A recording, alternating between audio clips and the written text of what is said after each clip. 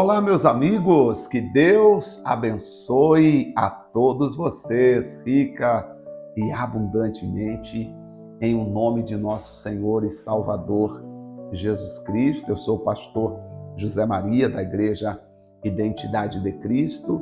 Estamos chegando com mais um devocional e hoje começando a leitura da carta aos Hebreus. Já passamos por as cartas de Paulo e agora nós vamos estudar Hebreus, e alguns dizem que Hebreus foi o autor, que Paulo foi o autor desta carta, mas outros dizem que não, que pode ter sido Apolo. Nós vimos no capítulo aqui de Filemon que quando Paulo faz a sua última despedida aqui, ele fala de Apolo, né? Então Apolo estava vivo quando ele falou aqui. Então ele fala de Apolo. Pode ser que seja de fato o Apolo. Por um tempo eu criei que seria Paulo que escreveu Hebreus, mas agora eu estou bem convencido que talvez seja o Apolo que tenha escrito essa carta. O importante não é saber se foi Paulo ou se foi Apolo. O importante é que existe a direção do Espírito Santo nessa carta. E o primeiro capítulo já vai demonstrar isso. Então, o autor é desconhecido. E como eu disse, muitos dizem que foi Apolo, outros dizem que foi Paulo. Mas o importante é o tema deste livro, desta carta, revela sobre a pessoa de Jesus Cristo. Vai mostrar sobre Jesus Cristo, vai falar um pouco sobre a doutrina da igreja, tá? E aí nós vamos começar a entender estes textos e crescermos nele também, tá? Vamos ver aqui Hebreus capítulo 1. Não esqueça de nos seguir, tá? Se você ainda não nos acompanha na rede social, se você ainda não é inscrito no nosso canal, se inscreva no nosso canal, tá? E sempre que possível, deixe uma mensagem, um amém, um glória a Deus, para nós interagirmos. Assim sendo, o YouTube entende que eu posto o vídeo, mas você gosta do vídeo postado. Então, o YouTube acaba permitindo que outras pessoas, ainda que guiada por ele, tenham acesso ao vídeo. Então, sempre que você puder, faça isso, deixe um like, compartilhe se você puder. Vamos fazer nossa rede aqui crescer no YouTube. Diz o texto de Hebreus, capítulo 1.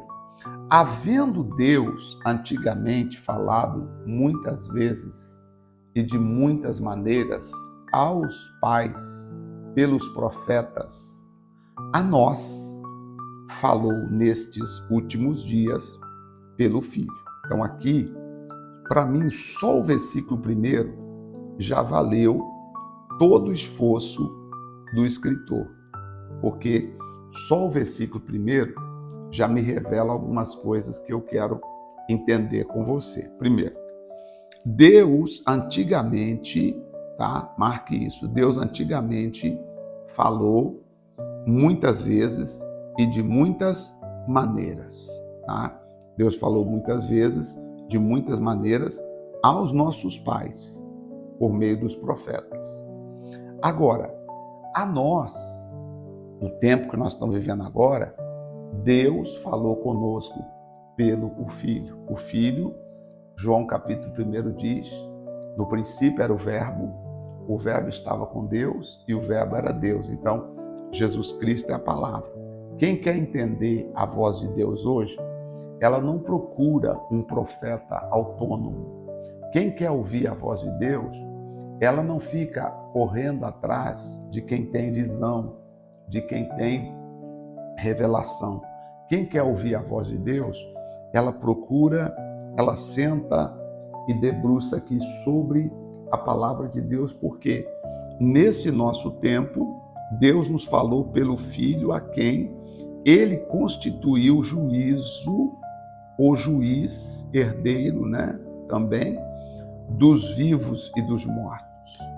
Ele é o herdeiro de todas as coisas. Portanto, hoje Jesus é quem fala conosco por meio desta palavra, tá? Verso 3, o qual, sendo o resplendor da sua glória, que é a expressa imagem da sua pessoa, e sustentando todas as coisas pela palavra do seu poder, havendo feito por si mesmo a purificação dos nossos pecados, assentou-se à destra da majestade nas alturas, e feito tanto mais excelente do que os anjos, quando herdou muito mais excelente nome do que todos os anjos. Então, hoje nós temos que parar para ouvir quem? Ouvir Jesus.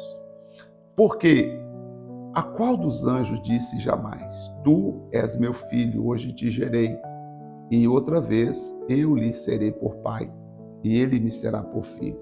E outra vez, quando introduziu no mundo o primogênito, diz: todos os anjos de Deus o adorem, falando de Jesus Cristo. Verso 7, em verdade, quanto aos anjos disse, que fez dos seus anjos espíritos e dos seus ministros labaredas de fogo. Eu gosto de ler esse versículo aqui, porque eu já vi vários pastores dizer que Deus faz dos anjos ventos e dos seus ministros, ou seja, dos seus pastores, e aí muitos pastores entram como se eles fossem os ministros transformados em labareda de fogo, e na verdade não é. Verso 7, né? Aqui está falando dos próprios anjos do Senhor, que Deus faz dos anjos ventos e faz dos anjos ministros e labaredas de fogo. Ou seja, essa labareda de fogo aqui não tem a ver com os homens, não são os homens que se transformam em labaredas de fogo, como eu já vi pastor explicar, tá? Que Deus faz dos anjos ventos e faz de nós, os pastores, labareda de fogo. Não, não é. Isso aqui tudo, versículo 7, está relacionado aos anjos, tá? Relacionado aos anjos. Deus faz dos anjos ventos e labaredas de fogo. Ministros, labaredas de fogo, tá? Mas do Filho diz: ó Deus, o teu trono subsiste pelos séculos dos séculos. Cetro da iniquidade, ou da equidade, desculpa, é o cetro do teu reino. No reino de Deus existe a equidade. Deus dá a cada um segundo o coração de cada um. Amaste a justiça e odiaste a iniquidade. Por isso Deus, o teu Deus, te ungiu com óleo de alegria mais do que todos os teus companheiros. Jesus Cristo recebeu esse óleo de alegria mais do que os anjos, mais do que todos. Ele é o Senhor de todas as coisas, tá? Ele é o Senhor de todas as coisas.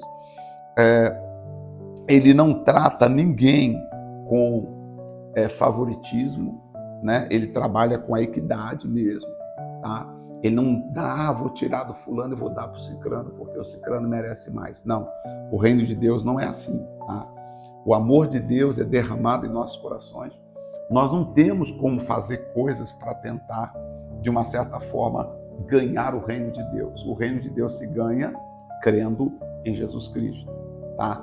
Cuidado para você não ficar achando que você tem que fazer esforço para tentar ganhar o reino de Deus. O reino de Deus se ganha amando a Jesus Cristo. Anote isso aí nas suas anotações. O esforço que você precisa fazer, minha amiga e meu amigo, é o esforço para seguir a Cristo. Esse é um esforço físico que você precisa fazer, é o esforço para seguir a Cristo. Verso 10. E tu, Senhor, no princípio fundaste a terra, e os céus são obra das tuas mãos. Eles perecerão, mas tu permanecerás. e todos eles, como roupa, envelhecerão, e como um manto os enrolarás, e serão mudados. Mas tu és o mesmo, e os teus anos não acabarão, porque Ele é eterno. O nosso Deus é o Deus eterno. Tu és o mesmo para sempre. E quanto aos anjos, disse jamais, jamais o Senhor falou para os anjos: assenta-te à minha direita, enquanto eu ponho os inimigos por escabelo dos pés. Jamais Deus disse isso aos anjos. Essas palavras, então, elas foram ditas diretamente para Jesus Cristo, se referindo a Jesus. Não são, porventura, todos eles espíritos ministradores? Quem são os anjos? Verso 14. Quem são os anjos? Espíritos ministradores que hão de enviados para servir a favor daqueles que hão de herdar a salvação. Lembra que eu disse que Deus faz dos anjos vento e dos ministros labaredas de fogo? E aqui, ministradores. Os anjos são quem? Espíritos ministradores.